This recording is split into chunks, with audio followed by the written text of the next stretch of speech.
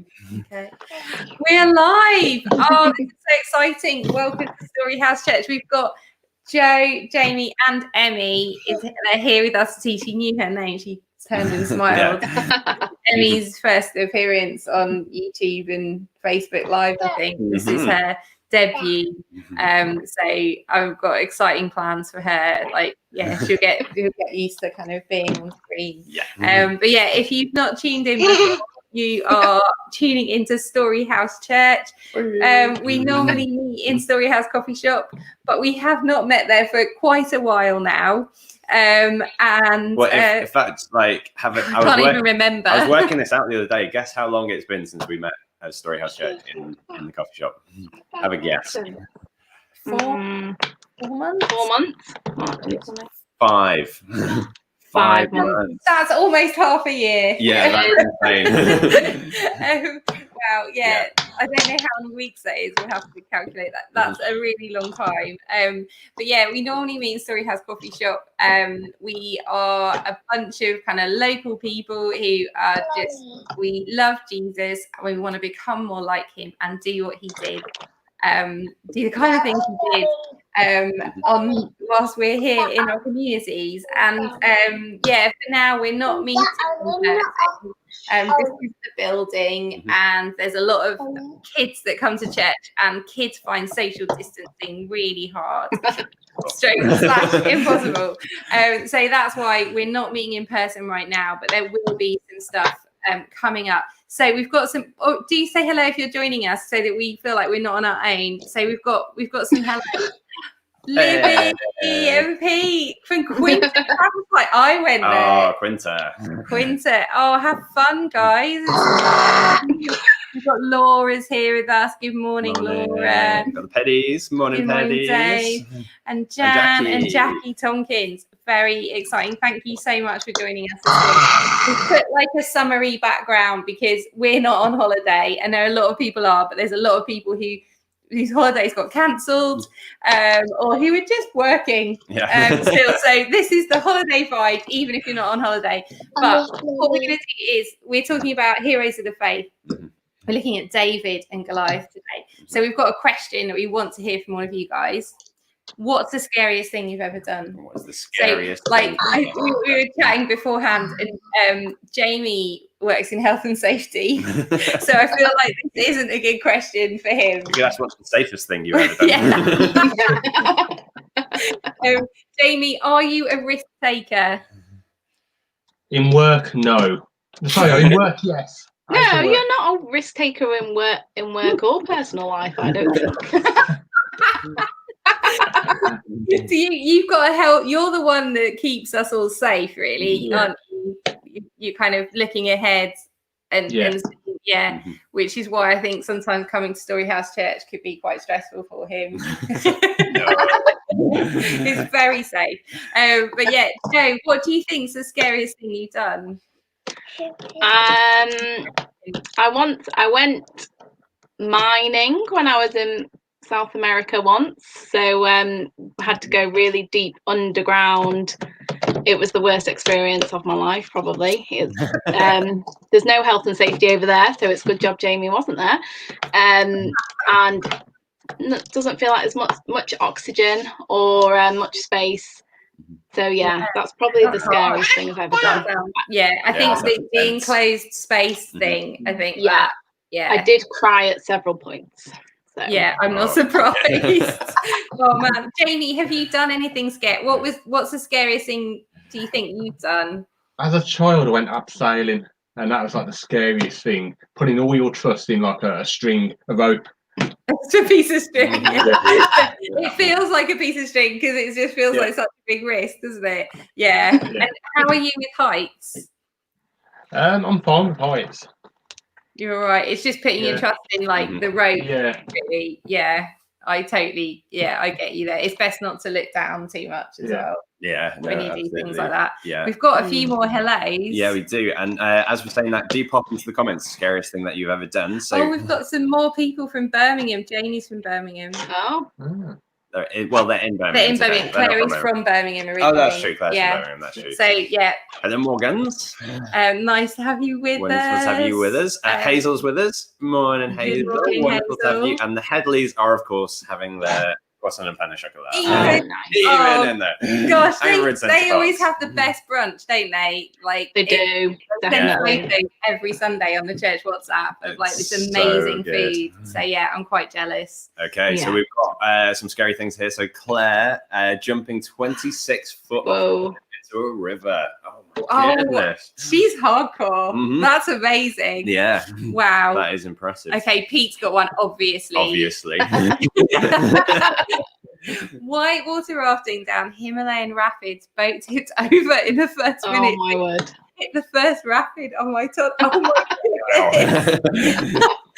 Wowzers. That's pretty impressive. Yeah. And it continues. Or maybe jumping out of a plane with no parachute. So A close one. Yeah. Wow. Oh look, this is good. Laura. This is like this one, Laura. My first drive to Southport was pretty scary. So Laura was learning to drive. I thought it was going to Southport that was scary. Do you know what? The moments are really scary and they're kind of imprinted on your memory. I remember my first driving lesson. Feeling like my eyes were like out there.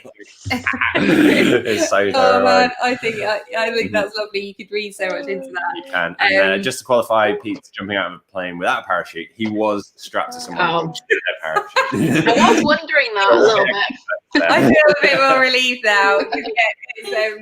Okay, that makes more sense. Because I was wondering how he landed. What else? We've got Laura's got something. Laura, whitewater rafting in New York State, America.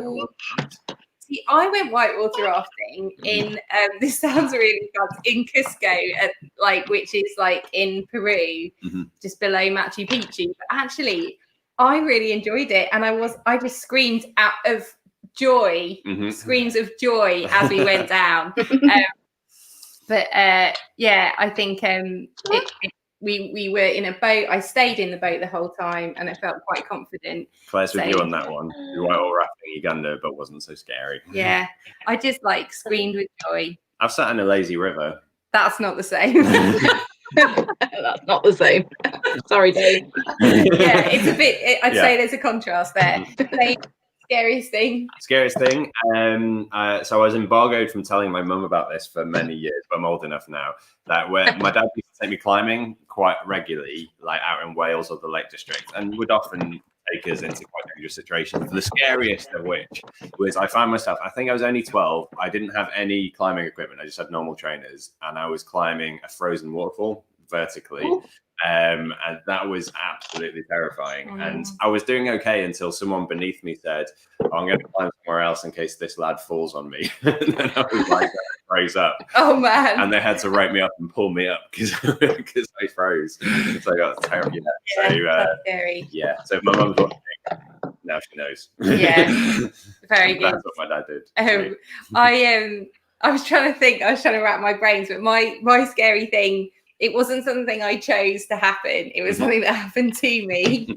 But going on the South American theme, when I was, which we're going to actually talk about later, me and Joe, when I was in Bolivia, as a British person, you get 3 months on your passport as a visa, and then you had to leave the country and come back in. And we left the country to do that. We went to Peru. But they'd stamped my passport as an American citizen, so I'd been illegally in the country for 2 months, and so then I was put in this shed with these guards with guns, and I didn't know what was going to. And I was 18, and I didn't know what was going to happen to me. And my friends prayed, and they were outside going like this. And, fortunately, they did let me off, but it. And I was able to, they kind of did the other stamp because I was like, no, I'm British. I wasn't meant, this is I should have been legally here. And although it did work out okay in the end, and I did have to pay a small bribe, I was okay, and the Lord delivered me from it. But it was very scary. Yay for corruption. Yay for corrupt South American government. Woo! frightening. We've got two slightly more unusual ones here. So Jackie getting lost for the first time after losing my sight. That's really intense. That must have been terrifying. That must have been very scary. Man alive. And then for Dave Petty, reading The Plague of Corruption by Dr. Judy Mikovits. Oh, wow. That's like an intellectual. So that's either so it's so scary because it's so hard to read, or it's badly written, or it's a scary book, or it's a scary book. Yeah, scary book. We watched The Joker the other night. That's quite scary. Ooh. Yeah. We're not recommending that, No. by the way. Sorry. This family friendly. Anywho, so there we go. Talking of scary things, that's a great link. We're going to link to Alpha because Alpha. It's not scary. Lots of people find it scary to go on Alpha. That is true. Alpha is this course where you talk all about Christianity and discuss it. And Jamie, Alpha was really important in your story, wasn't it?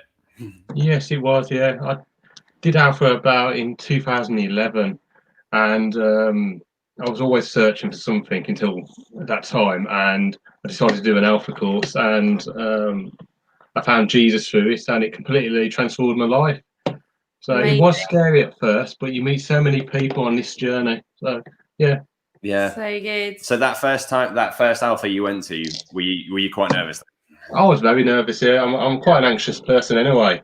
So, but with Alpha, it's so informal, and everyone's practically on all different pages, but we all understand each other, and there's so much listening, so much discussion, and it makes you grow as a person as well doing Alpha.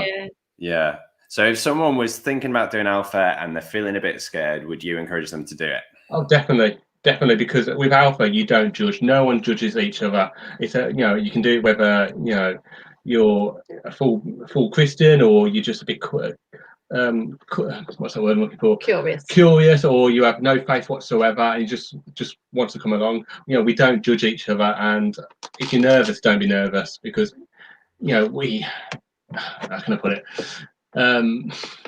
I can't think. We put him on the spot because he didn't really know we were going to ask him. He did really well. Put that absolutely perfectly. Yeah. It's really common. Everyone's really nervous the first time they do it. But this year, it's actually easier than it's ever been to join in because of COVID and all that kind of stuff. We're going to do it online. So if you sign up for Alpha to do it with us this year, which we're doing towards the end of September, all you have to do is sit down in your house, put on the computer, and join in the discussion online. So it's never been a lower bar to entry to doing Alpha. Totally. It'd be really, really easy.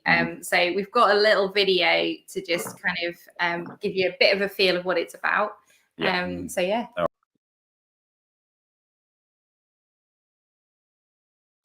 We've all got questions. Why am I here? What's the point? What difference does my life make? Why do things that are so bad for us taste so good? Hey Siri, do you pray? I don't have an answer for that. How can I live life to the full? What can I really trust? What's my purpose? What do you think happens when you die? You're going straight to the gulag. Does anyone hear my prayer? What's for dinner? What will make me happy? Why don't good things last forever? What is God really like? Has anyone else even asked themselves these questions? Hey everyone, I've got an amazing Alpha Online group here. A better place to ask life's big questions. Ask Alpha.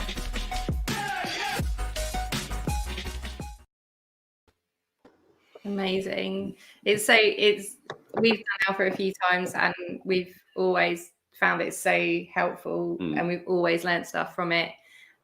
So do sign up. It's a I great should actually way tell you where to go. Yeah, that was really if you're interested, there we go. StoryHouse.community/alpha on our website. You can sign up.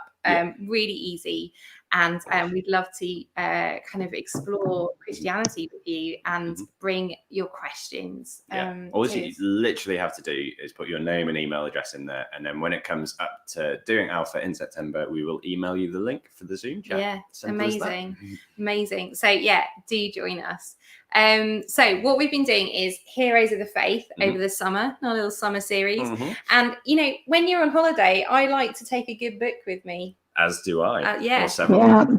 We're overly ambitious with the number of books we pack. Massively. But so we've got Jo on today, and we just wanted Jo to talk about, to share a little a book that she has found really helpful and inspiring. Yeah, that you might like to read as well. So Jo, what's the book? Well, the book is called The Gospel in 10 Words. Ooh. So I'd just like to say I've not read it this summer. It was more probably last summer. So I am trying to remember it. But it is a really good book, and it probably links into a little bit maybe with Alpha as well. So it's, as it says, it's the gospel in 10 words. So it talks about what makes you think, what is the gospel? And I think, as I've been a Christian for a while, but it made me think a lot about, if someone asks me, what is the gospel? How would I kind of sum it up? And the book sums it up in 10 helpful words. Don't ask me to recall all of the words. But it's it's a good book. So I think for me, it talks a lot about kind of gospel. The gospel is good news, but I think a lot of the time Christians aren't very joyful, or often, well, I know for me, I can appear joyful, but actually, be battling with anxiety or guilt, or feeling like you're not good enough. And the book talks about how actually, God loves us, doesn't he? He loves each of us, and there's nothing we can do to make him love us more. He's not mad with us. So thinking about those things was really helpful for me, because I think a lot of the time we carry Christian guilt around with us. And it's almost like you're trying to please God in everything that you're doing. You think, oh, if I don't know, if I pray more, or I don't know, whatever it is, we often carry that guilt. And this book is looking at what our lives would look like if we just start from the starting point, knew that we are loved by God, and there's nothing else that can change that. And that actually was really helpful for me. I know it's something we think about a lot, isn't it? God loves you, but I think until you really know that, it really changes how you live your life. Yeah. And actually, is that good news? And thinking about any kind of gospel where we're thinking we're having to earn what God has freely given us isn't the gospel, is it? That's not good news.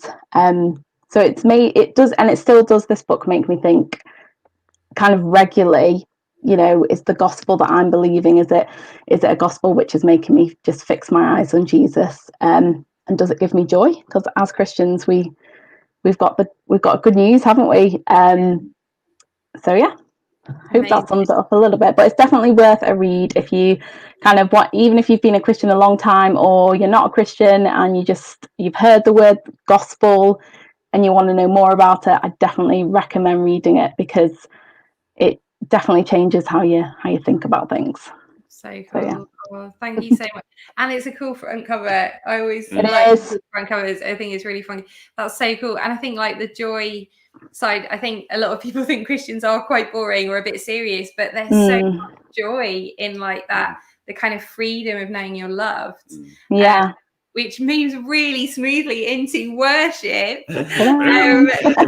Worship God is because it's like an act of like the heart, just saying thank you, God, for the love that you have for us and how you've changed our lives. And so we're gonna sing along with Wren Collective, this really cool band who've written this great song, More Than Conquerors, and it's about kind of what God offers us as his children. So do join us have a little sing, have a little dance. Yeah, the lyrics are going to be up on screen Yeah. for you. Sing your heart out in your caravan, in your home, wherever you are.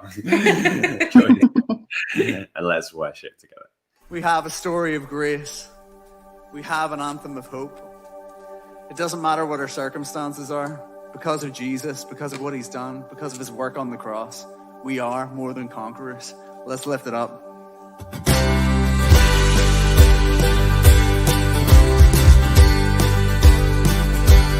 When my hope and strength is gone, you're the one who calls me on. You are the light, you are the fight that's in my soul. Oh, your resurrection power burns like fire in my heart. When waters rise, I lift my eyes unto your throne. We are more than conquerors through Christ. You have overcome this world, this life. We will not bow to sin or to shame. We are defiant in your name. You are the fire that cannot be tamed. You are the power in our veins, our Lord, our God, our conqueror.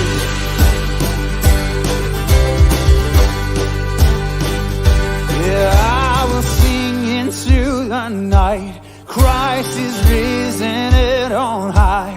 Greater is he living in me than in the world. No surrender, no retreat.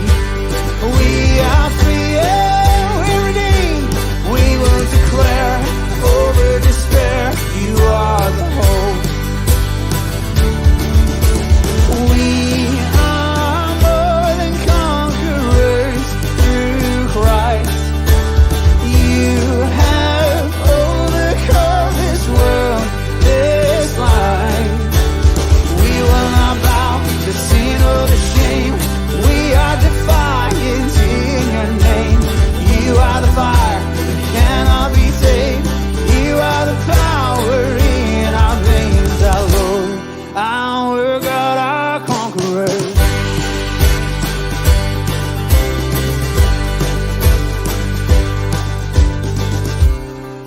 You're the God of the impossible. With you, we're victorious. We're not just survivors, but we're victors. That's the story that you're speaking over us. Even now, doesn't change a thing. Your word stays solid. Nothing is impossible. Every chain is breakable with you. We are victorious.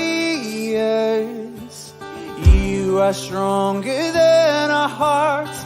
You are greater than the dark. With you, we are victorious. Nothing is impossible. Every chain is breakable. With you, we are victorious. Yeah, you are stronger than our hearts. You are greater than the dark. With you, we are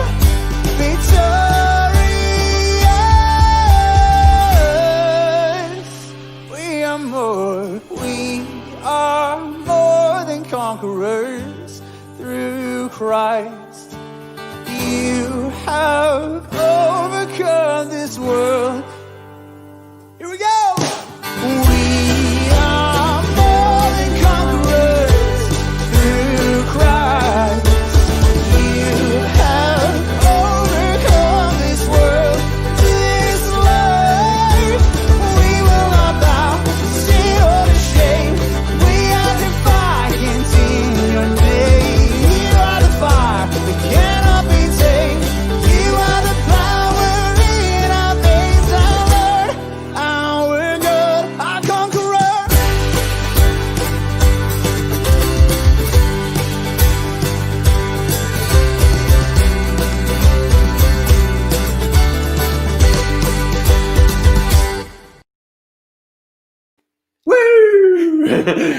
palm tree in my face. Palm trees. I mean, so I have to sit closer today. Should I take the palm trees away? It's like, I mean, I like them, but I like them as well, but they're kind of in the way. Okay. Let's go. I need smaller palm trees. It's great. Okay. So kind of wren collectors to join us from Northern Ireland. I know. So kind, well, just actually, like they live in America now. Oh, they do, don't they? Yeah, that's true. So all this summer, we're looking at heroes of the faith, like people who lived extraordinary lives for God. And today we're looking at David and that story that we all know about, David and Goliath. So I'm going to read this story in a moment, but what we want to do is make sure everyone's involved and included and having fun in this. So especially for the families out there, such as the Stevenses who are with us. Good morning, Stevenses. But for absolutely everyone, we've got Paul. Morning, Paul. Some more shouts. Lovely. And Fran. Yeah, and the kids. Right, oh, guys. Awesome. I need any kids out there to do this with me because I'm Dave's assistant. So I don't want to feel like I'm on my own. So we're going to read this story of David and Goliath, comes straight from the Bible, but we've thrown in some actions to make this fun. So whoever you are, everywhere you are, would love you to join in with this. So as I read this story from the Bible, I want you to be listening out. And whenever I say Goliath, I want you to put your hands on your hips like this and go, ha, ha, ha. Should we have a little practice of that? Goliath. Ha, ha, ha. Brilliant. And whenever you hear me say the name David, great name, by the way, I want you to do a little action, which is, so in this story, David is armed only with a slingshot. So we're going to do the action of a slingshot. So get your imaginary slingshot and you're going to twirl it around your head and you're going to make some whooshing noises. So you're going to go... Can I just ask for any people out there who might not know, what is a slingshot? A slingshot is a piece of fabric or leather, and in it is a little stone. And so David used it to protect the sheep that he took care of. So if he saw an animal like a wolf or something coming from a distance, he would have this thing whirling around his head, and then he would let go, and the stone would go. And then it would hit the animal. Hit the wild animal that was after the sheep. Amazing. So that's good to know what we're... That's what we're twirling above our head. So we're going to go... So I have a little practice. When I say David, we go... Brilliant. And finally, when I say the word scared, I want everyone to act scared. Put your hands like that and go... Have a little practice. So scared. Right, little run through. So we have... Goliath, ha, ha, ha. David, and we've got scared. Brilliant. Okay, so this is the story of David versus Goliath, found in the Bible. Betsy, you've woken Betsy up. I've woken. Sorry, Betsy. All this motion. So the Philistines were on one hill, the Israelites on the other hill, facing each other with a valley in between them. Army versus army, ready for war. A giant, nearly 10 feet tall, stepped out from the Philistine line into the open. His name was Goliath. Ha, ha, ha, from the city of Gath. He had a bronze helmet on his head and was dressed in armor that weighed nearly the same as you and me. He wore bronze shin guards and carried a bronze sword and carried an enormous spear. Goliath, ha, ha, ha, stood there and called out to the Israelite troops. Why bother using your whole army? Am I not Philistine enough for you? And you're all committed to Saul, aren't you? So pick your best fighter and pit him against me. If he gets the upper hand and kills me, the Philistines will all become your slaves. But if I get the upper hand and kill him, you'll all become our slaves and serve us. I challenge the troops of Israel today. Give me a man and we'll fight this out together. When King Saul and all his troops heard the Philistines' challenge, they were scared. And lost all hope. Enter David. He was the youngest son of Jesse from Bethlehem, and he had 7 older brothers. His 3 oldest brothers had followed King Saul to war, but David was too young to fight, so went back and forth from Saul to tending his father's sheep in Bethlehem. Every morning and evening for 40 days, Goliath took his stand and made his speech. One day, Jesse told his son David, nearly, take food to your brothers in the camp and take these 10 wedges of cheese to the captain of their division. Check in on your brothers to see how they're doing and let me know how they are and how the war is going. David was up at the crack of dawn, and having arranged someone to take care of the sheep, he took the food and was on his way, and just as his dad had asked him. He arrived at the camp just as the army was moving into battle formation, shouting the war cry. Israel and the Philistines moved into position, facing each other, battle ready. David left his bundles of food in the care of a sentry, ran to the troops who were deployed, and greeted his brothers. While they were talking together, the Philistine champion, Goliath, of the city of Gath, stepped out from the front lines of the Philistines and gave his usual challenge. David heard him. Every single soldier in the Israelite army was scared and ran away from Goliath. But the talk among the troops was, have you seen anything like this? This man openly and defiantly challenging Israel. The man who kills this giant will have it made. The king will give him a huge reward, offer his daughter as a bride, and give his entire family a free ride. David, who was talking to the men standing around him, asked, what's in it for the man who kills this Philistine and gets rid of this ugly blot on Israel's landscape? Who does he think he is anyway? This uncircumcised Philistine taunting the armies of the living God. They told him what everyone was saying about what the king would do for the man who killed the Philistines. But Eliab, David's older brother, heard him with the men and lost his temper. What are you doing here?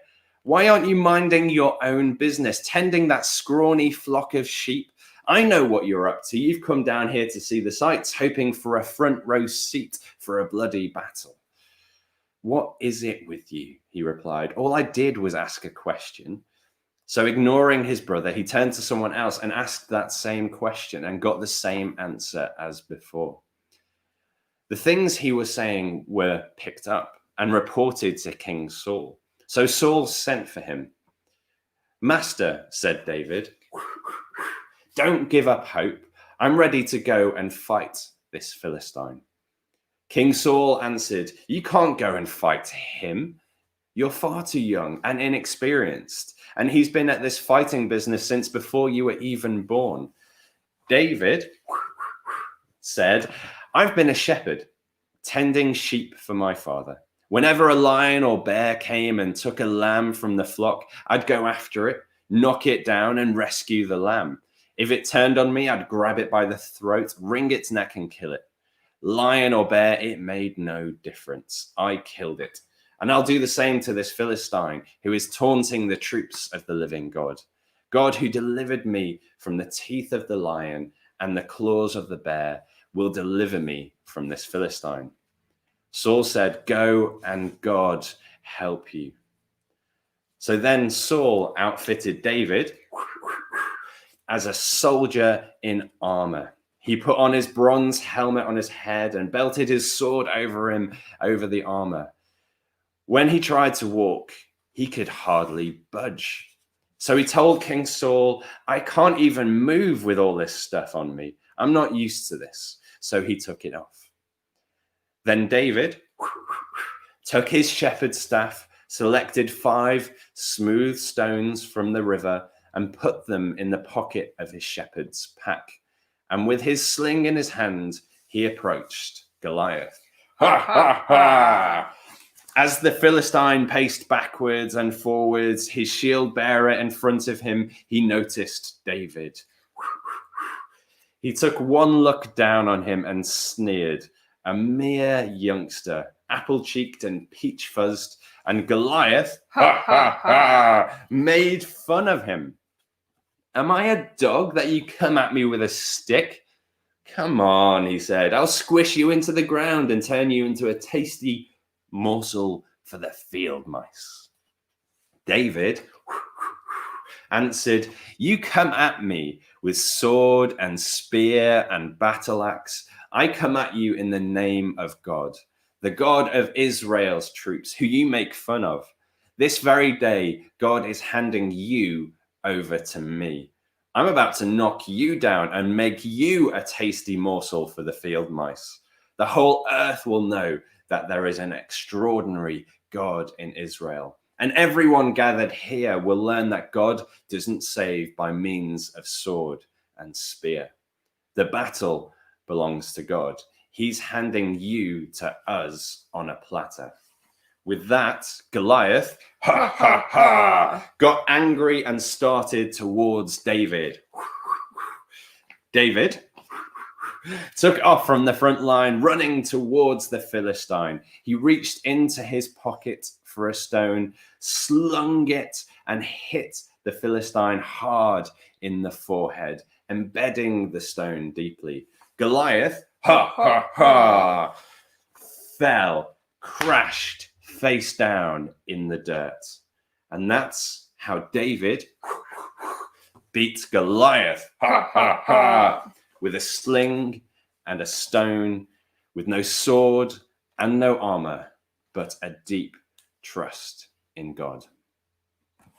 Now we look to these heroes of the faith for inspiration for ourselves, because those stories don't just belong in the Bible thousands of years ago. They belong alive and today. And so we're actually going to bring Jo back on to talk about a time that her and Lizzie both had a similar experience where they were also young and experienced and also took a risk for God. So let's pop Jo back on.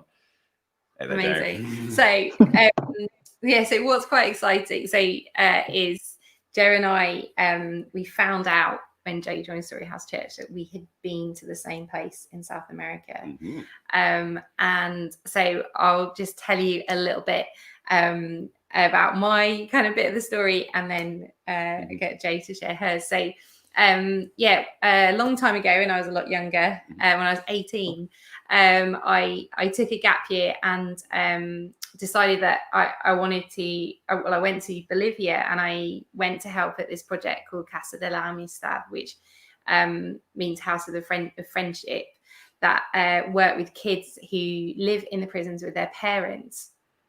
And kind of went there as an 18-year-old. And I think there are moments in my life when actually I've not really thought through the consequences of what I was doing. And I hadn't really thought about the fact that I was an 18-year-old girl who was going into prisons in South America. And it wasn't until I kind of arrived that I realized what I'd chosen to do. And I don't look Bolivian at all. I'm like, it's true. You can confirm that, can't you, Jo? I definitely. Yes. I felt like I fitted in a little bit more due to the height. Yeah, exactly. I'm twice the size in every way of a Bolivian, and I have blonde. I've still kind of got blonde hair, so I stood out a mile, and I hadn't really thought through the fact we were going to go into the prisons to pick the kids up. So the kids live in the prisons with their parents, because if they didn't, a lot of them would be homeless, and they have to rely on family members to bring food. And so the project would feed the kids as well. So in the morning, we go and pick the children up and take them to the project. And I remember I had to go into the men's and the women's prison. And there was I found the men's prison really difficult to go into. I felt quite intimidated. I could understand Spanish. I'd done Spanish A-level. I was going to study Spanish at university. And so I could kind of understand what the guys were saying around me. And then there was a time when a young girl that lived in the men's prison had something really bad happen to her. And I had to go in the next day to pick kids up And I just felt myself kind of pinned against the wall, just really scared of being in that place, because the men's prison was quite closed. The women's prison was more open, a bit like a marketplace, really. And I remember I told some of the people that I was working, some of the volunteers, and we prayed. And I think until that point, really, prayer had been something, I think life had been quite comfortable back at home. And so you kind of pray, but it's not that you felt necessarily really frightened or at risk. And we prayed. And the next time I went in the men's prison, I just had this real sense of peace. And I was so comfortable there that actually I was able to have a chat with one of the dads about his child. And it was just really apparent he loved his child so much, and he wanted to find out how they were doing. And we just had a great conversation. And I think it was just one of those moments when I realized actually I just needed to ask God for help rather than try and do it in my own strength, because it was kind of beyond what I was able to do. And that was really transformative for me and kind of living out faith. So Jo, what's amazing is a few years later, you went to the same project. So why did you end up going to Bolivia? Well, I've been twice. I first went when I was 18, similar to Lizzie. I went with Tear Fund first of all, and it was a different project to the one you were in. First of all, it was working with street children and street women. So the reason I went is, I guess I'd always, probably partly due to how I've been brought up, we were always brought up being encouraged to pray about people living in third world countries. We always, sponsored a compassion child and would pray for them regularly. So I think it had always been part of me growing up that, the poor are really important.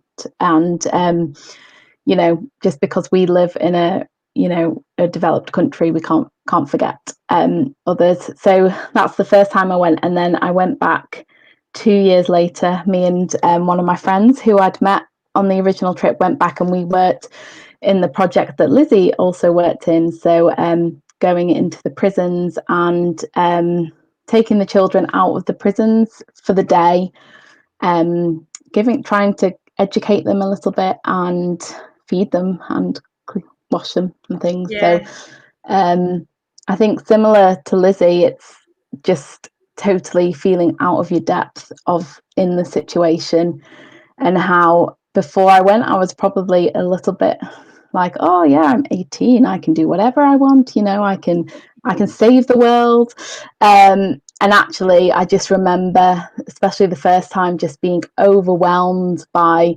what I saw, how all these children living on the streets with some with no parents, and feeling like, how can an 18-year-old British girl, who I don't really speak lots of Spanish, and I was meant to be educating the street children about their rights as children and things.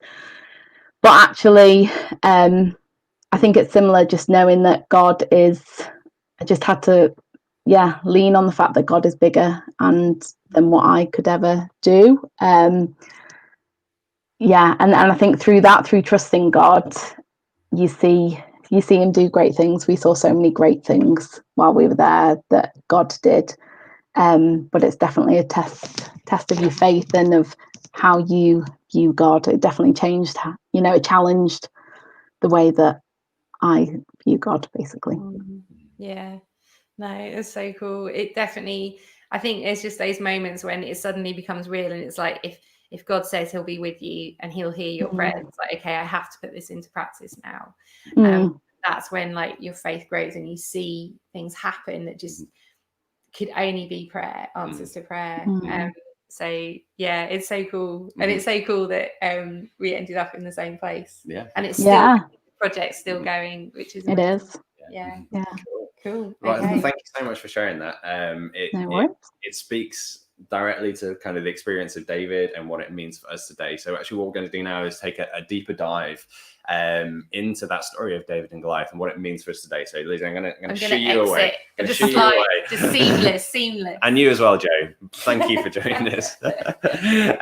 Because Lizzie and I had a friend come round to the house the other day and ask us how it was that Lizzie and I became Christians. And what we both realized at that moment was, for Lizzie and for me, a really important part in our stories was early on being put in a situation where we were not at all prepared or ready to deal with what was coming on our way, and we had to trust God completely. So for Lizzie, it was being in those Bolivian prisons. For me, a guy from my church invited me to live in a church for 2 weeks in Chester with a team of people and go out onto the streets and tell tourists about Jesus.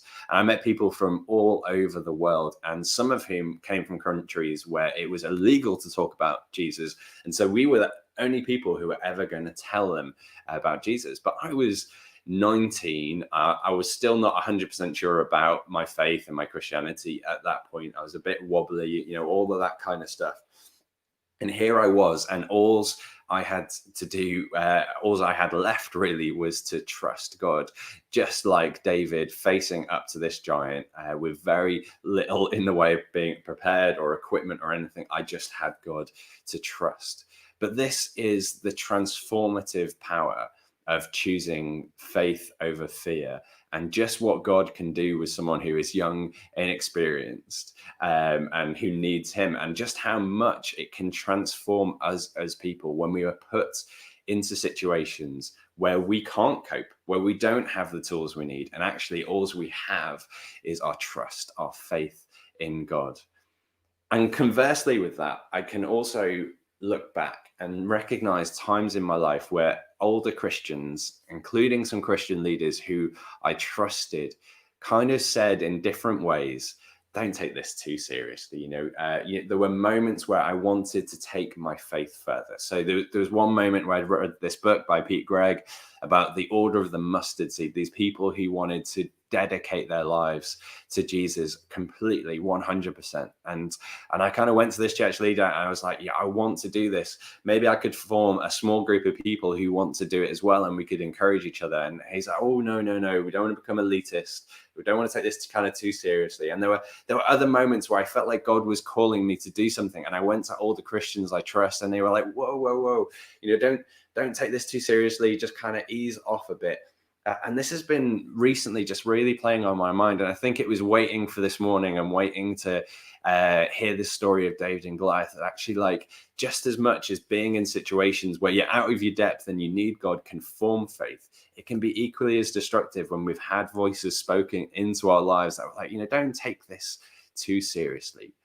And I feel like that's the God that people in Crosby have been told about. That, the Bible's just really there to tell us some nice stories, mostly kids' stories that teach us good morals. And, it's very safe, and it's a very small little kind of faith. People like to turn up to church either when they're kids or when they have kids. And we want to hear nice stories like David and Goliath and teach them a lesson maybe about bullying or something like that, and then just move on with our lives. But that is to do a massive disservice of this moment in history. And that is important. David and Goliath is not a kid's story that is there to teach us good morals about bullying or whatever that might be. It is an historic event. What I'm going to just put up on screen very quickly is a photograph. This photograph was taken a couple of years ago over in the Middle East, and what you can see there are the ruins of a city called Gath. And the city called Gath, you may recognize from the story, is where Goliath lived. And they only uncovered these ancient kind of Iron Age ruins a few years ago, and realized that the city that Goliath came from was not only real, but it was huge. It was twice as big as any city in the area around it. It was heavily fortified.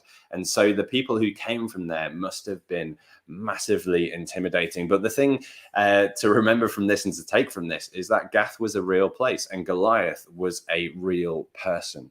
We hear the word giant and we think fiction, enormous BFG type stuff.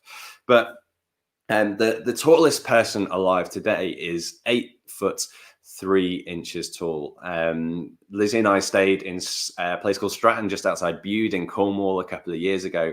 And near the house where we were staying was a plaque to the Stratton giant, who stood at 7 foot 4 inches tall. He was an enormous guy. The tallest person that we know who has lived in recent recorded history was a guy called Robert Wadlow, and he was 8 foot 11 inches tall and wore size 37 shoes. Goliath, as he's recorded in the Bible, was 9 foot 9 inches tall. So about a foot, well, not even a foot taller than the tallest person we know about. So we're not talking about a fictional mythical giant. We're talking about a real human being who was trained in war, who was enormous, but was very real. And that's a different ball game, because then we have a teenager, most probably in David, who was not a skilled warrior, who looked to take care of sheep, whose own father seemed to have had so many kids that he kind of forgotten that his youngest son, David, even existed. He was so insignificant. And yet he walks onto this literal battlefield with 2 lots of armies facing up against one another. And he has the courage that no one else in the Israelite army does to face down this giant warrior. And this is what faith looks like. Young, inexperienced, without armor, but with a firm confidence in what God can do. Conversely to that, what we have is the Israelite army, who were too afraid to do anything, too afraid for any of them to volunteer to fight this giant. Now, what we're talking about here is not appropriate fear. You know, if you look both ways when you cross the road, you are not living in fear of cars. You are making a sensible decision. It's not that kind of stuff that we're talking about. What we're talking about are the kind of fears that stop you doing the things that you should be doing. And ultimately, that comes down to choice.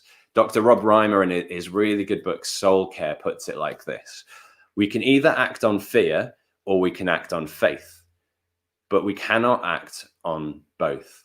We can feel afraid and act on faith, but we cannot act on both. We must choose. So what we're not talking about here is feelings. In fact, quite often acting in faith feels like fear because you're afraid to do the thing. If it doesn't feel like fear, then it's probably not faith, because it's just something you would have done anyway.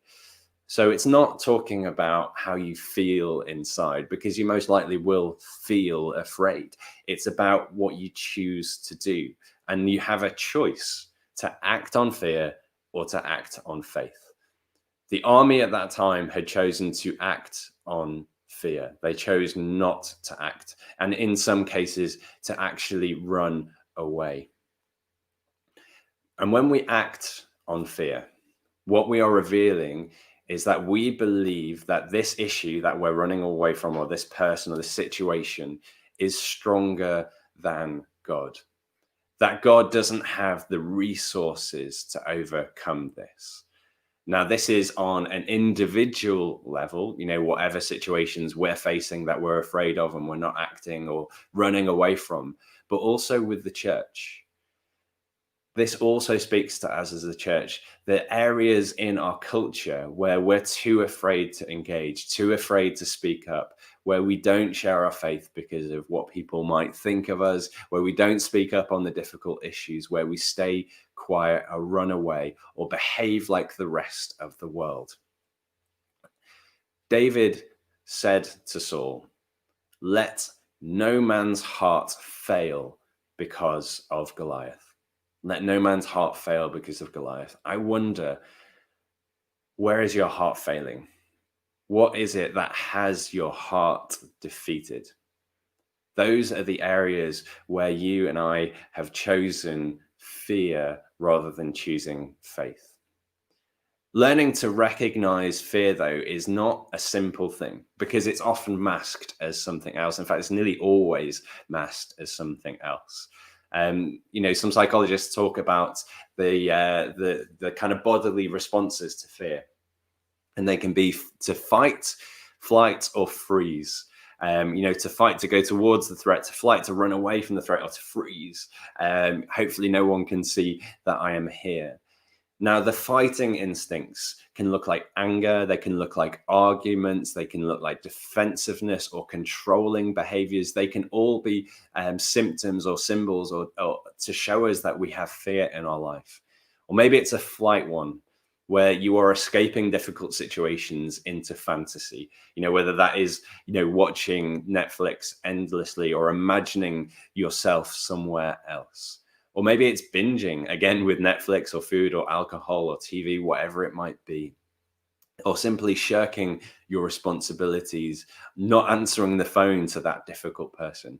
Or maybe it's a freeze response, and actually it looks like inaction, indecisiveness, standing by, watching a bad thing happen and doing nothing. Or my favorite, procrastination. I think I put the pro in procrastination. It's, doing nothing, always finding something else to do. It's worth recognizing where we tend to go when we're afraid, and recognizing those when we're acting out of fear, when we're putting things off or being defensive or controlling others or whatever it is, whatever the behavior that we tend to go towards. It's worth recognizing that, so when it happens, we can stop and actually start to choose faith instead.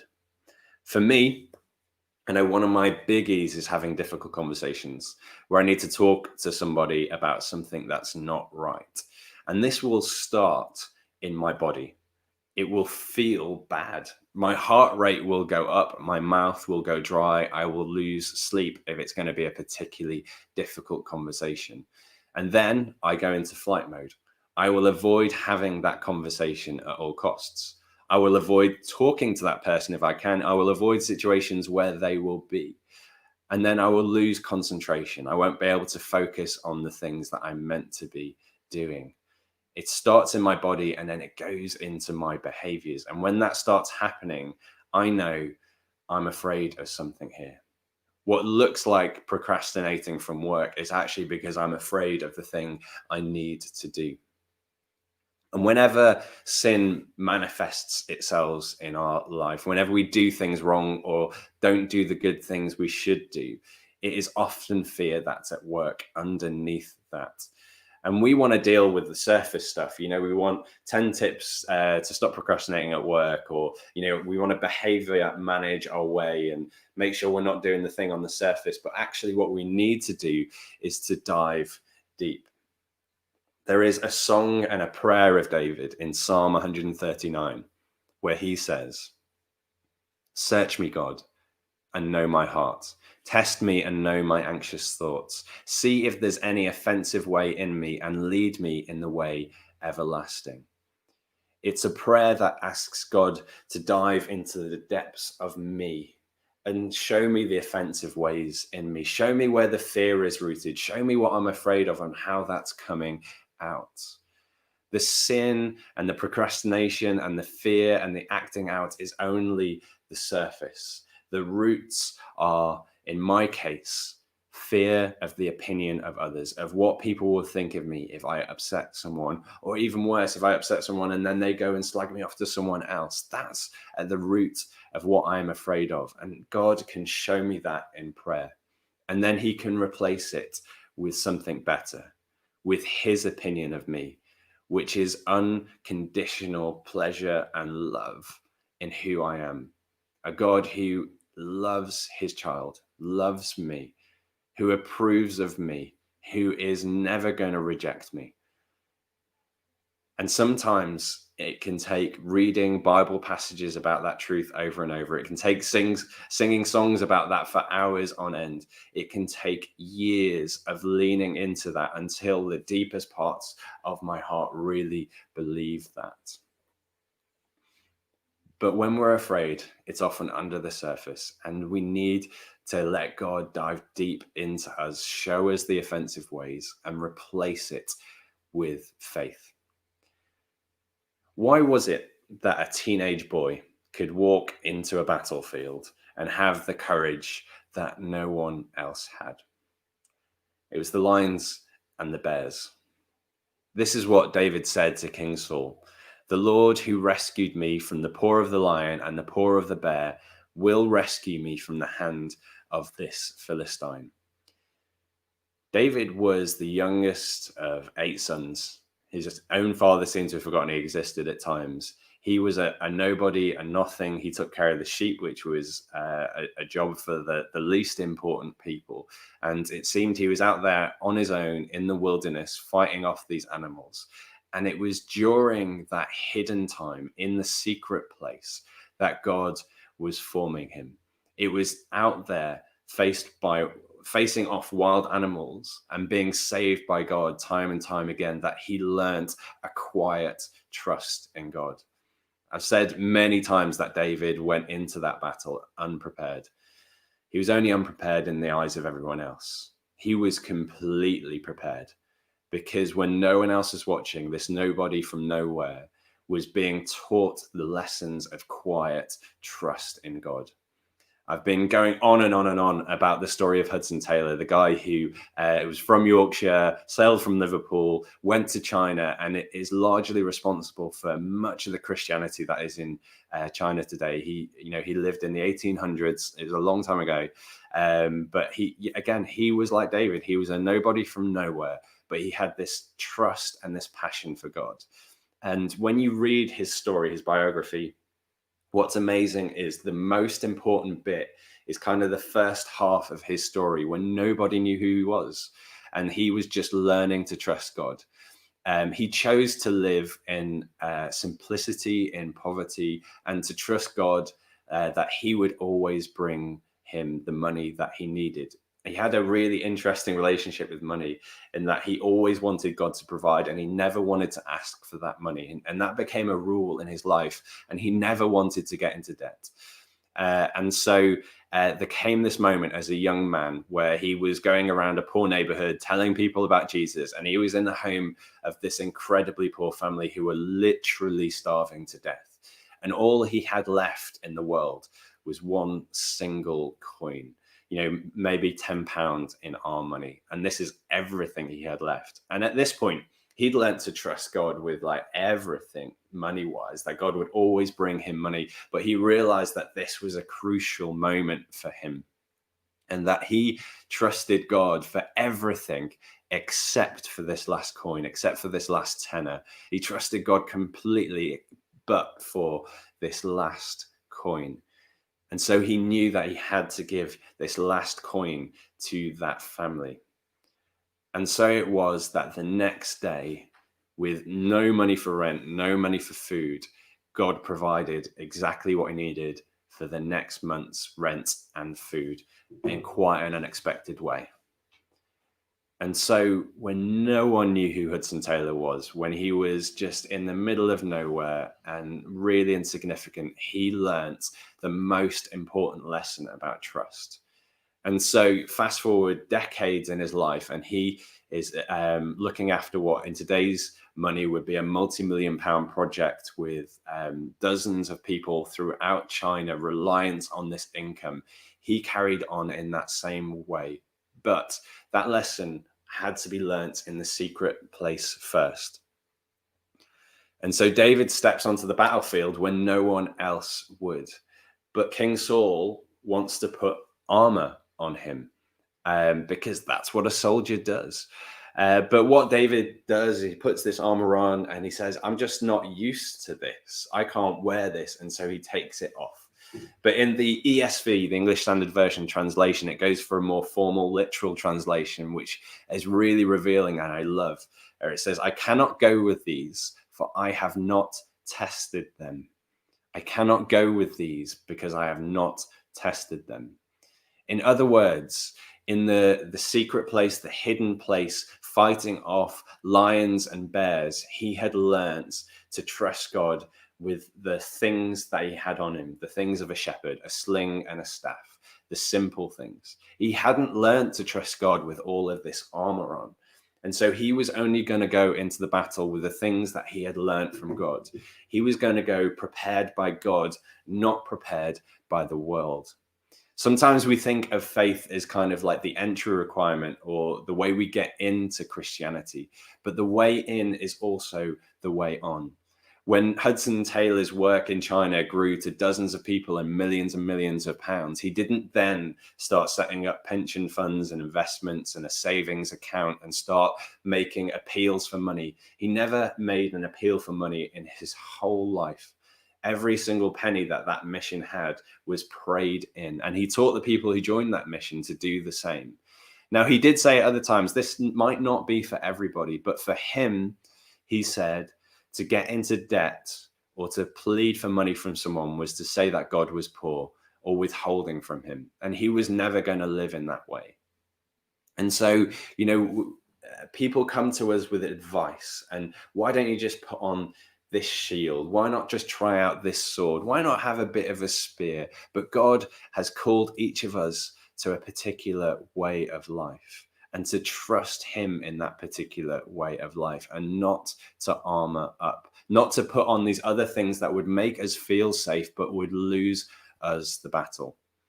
Make no mistake, David goes into that battle with that clunky armor on, and he dies every time. But he goes out there with the lessons of trust that he has learned from God, and then God can win the battle. And that's the point. David never won the battle. God won that battle. David just had to trust him. It's not faith that saves us. It's God that saves us. Faith is just the name we give to that trust, that giving of our lives over to God, that living completely unarmored out there on the battlefield with nothing but the lessons of trust. There is nothing in the world as powerful as that. And with it, David changed the nation.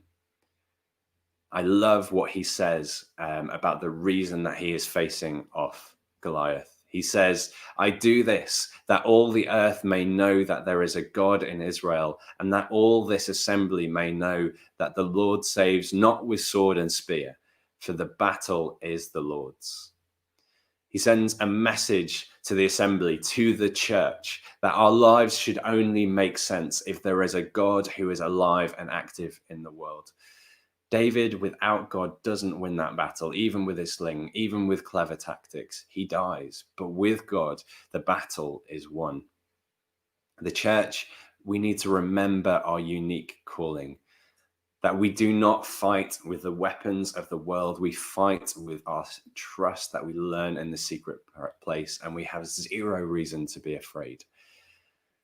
And it's a message for the world as well, that there is a God who is alive and wants you to be reconciled to him. And he is powerful, he is alive, and he is after you, and he wants you in his life. I often find it incredible that the single most important truth in the world, people find irrelevant, and the church often makes seem boring and irrelevant. It is the most relevant, the most important truth in the world. And what happens when we act in these moments of faith, when we choose faith over fear, is that the church and the world sees that God is alive and is powerful. When we do it unarmored, when we do it without of all our skills and abilities, but just with the trust that we have learnt, both the church and the world see that God is alive. So what does this mean for us? Well, Crosby is a pretty secure and pretty comfy place, and there's no shortage of armor here. Get yourself a good job and I'll feel safe. Get some good friends and I'll be okay. Have a happy family, success. And whenever I'm feeling insecure, I'll put up some good Instagram posts so everyone knows I'm doing great. I will hold a crystal to heal me. I will eat vegan. I will armor up. I'll armor up. I'll armor up all the time, armoring up. And the thing is, you might win a few battles with all of that armor. But when it comes against our two big enemies, sin and death, the Bible calls it, that is our fundamentally flawed and broken nature, our rebellious nature, that leads to both our spiritual and our physical death. We're never going to overcome it with any of that armor. David stood against a giant warrior with just a sling, and he won that battle. Jesus was naked on a cross as he was executed and dying, and he didn't even have that. He had nothing at all. And through that, he overcame both sin, our broken nature, and death, both spiritual and physical.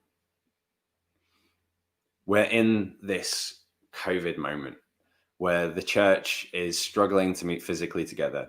And I know some churches are meeting, and I know you can get together in a building and put on masks, but not sing and not touch and not interact. We've made the decision that that's not church for us. So we're not going to meet like that. But that doesn't mean we're living in fear. That doesn't mean we're defeated. The church literally does best in those countries in the world where it is illegal to meet together. In countries like Iran and China, the church is booming where it is illegal to meet. They've been doing church like we're doing right now for ages, and the church does great in that way. The church is so much more than a meeting. We don't need that piece of armor to grow and to flourish. But do you know what this COVID moment does lend itself wonderfully to? Is moments of being in the hidden place, where our faith can grow, where we can have all those small acts of trust that is only seen between us and God, where like David, we can be formed so that when this moment is over, we can come out with a strong faith, facing up to the Goliaths with no armor, but a complete trust in God, choosing faith over fear. So we're going to move on now to our prayers. I'm going to invite Lizzie back up, and prayer is one of those really important places where, as I said earlier, we can actually face up to some of our fears and have that replaced by faith. So I'm going to invite Lizzie up and Joe back on. Cool. Okay. That's just, sometimes it's good to pause and absorb the kind of words that have been spoken. And so just if we just stop now and just reflect on what's been said. Is there any way in which your heart is failing right now? Do you feel unsettled in any way? Do you have fearful thoughts, anxious thoughts running around your head? Is there a dream or an idea or a passion that has been squashed or been put on pause that you regret or feel uncomfortable or sad about? Do you feel insignificant, small, unqualified, looked down on? Take those feelings to God. Tell him how you feel. Ask him to show you the root of those emotions, because sometimes they go way deeper than where we think they land. And trust in him.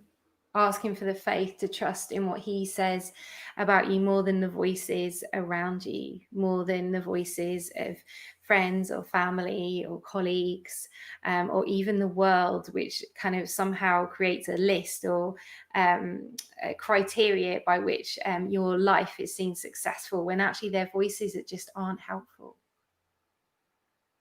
Because the Lord says that you are loved. He is for you. That he wants to have a relationship with you, and that he wants to lead you into a place of greater freedom from fear than you have ever experienced before. So don't miss this moment. Father, we pray you give us faith through your Spirit to trust in your word more than the voices in our heads and around us. And that through that trust, through that faith, that we would know greater freedom, that we would walk into those places of fear and know that you are with us, and that it would transform our lives in new and very exciting ways, but that also would end up leading us into places where we live for others and not for ourselves, where we live for you and not for ourselves, that we realize we're part of a greater story, a bigger story. has more meaning and purpose than just the small story we're living on our own. Amen.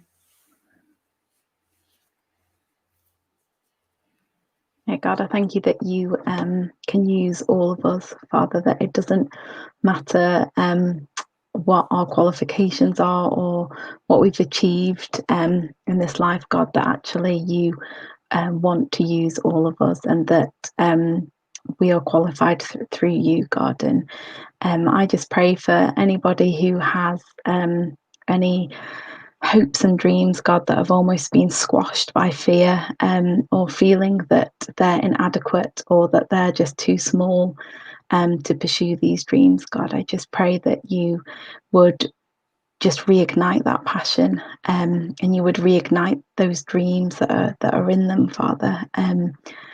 And for anyone who feels like they're in a battle at the moment, God, I just pray that they would see that you've already won the battle, God. You've already overcome it all, Father. So I pray that we'd all be able to see the battle how you see it, God.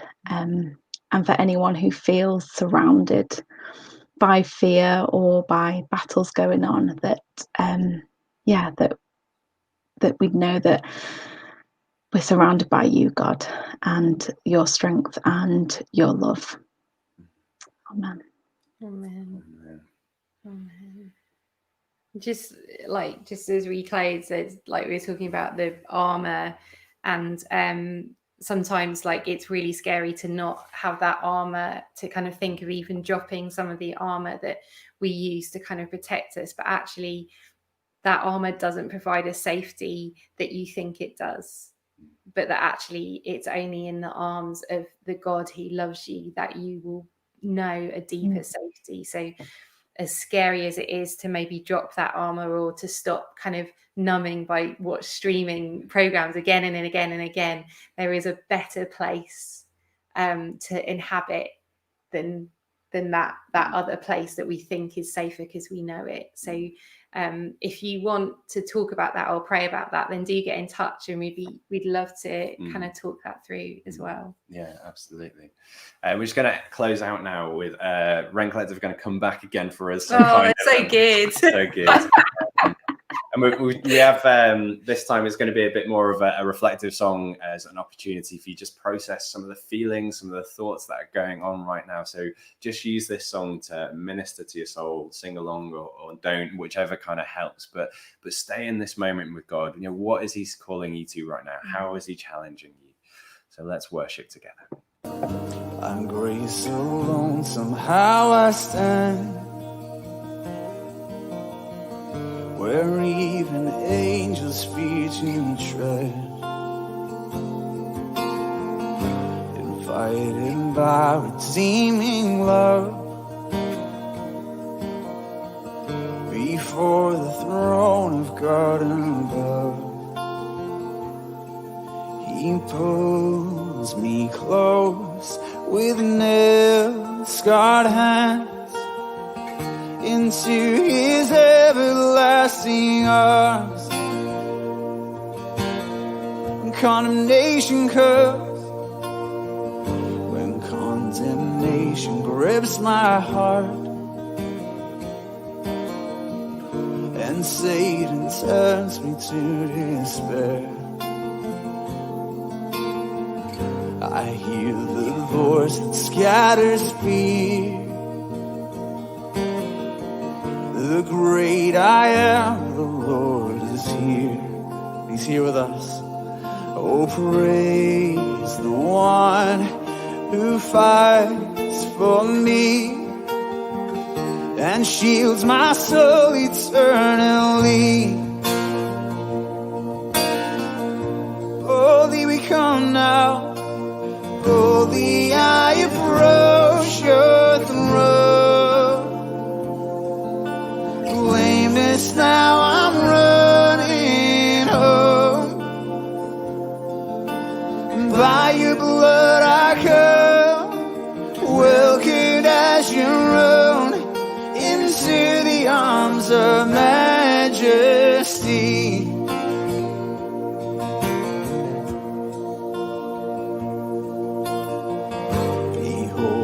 bright risen sun, more beauty than this world has known. I'm face to face with love himself. His perfect spotless righteousness. Oh, 1,000 years, 1,000 songs are not enough to sing his praise. They can never be enough. Boldly I approach your throne. Blameless now I'm running home. By your blood I come, welcome as your own, into the arms of majesty. We're coming in confidence. Boldly I approach your throne. Blameless now I'm running home. By your blood I come, welcome as your own, into the arms of majesty.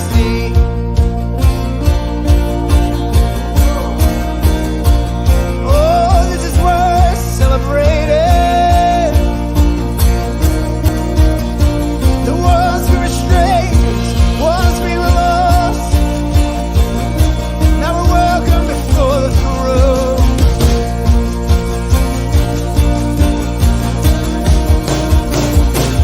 This is the art of celebration, knowing we're free from condemnation. Oh, praise the one who made an end to all my sin. This is worth singing. This is the art of celebration, knowing we're free from condemnation. Oh, praise the one who made an end to all my sin.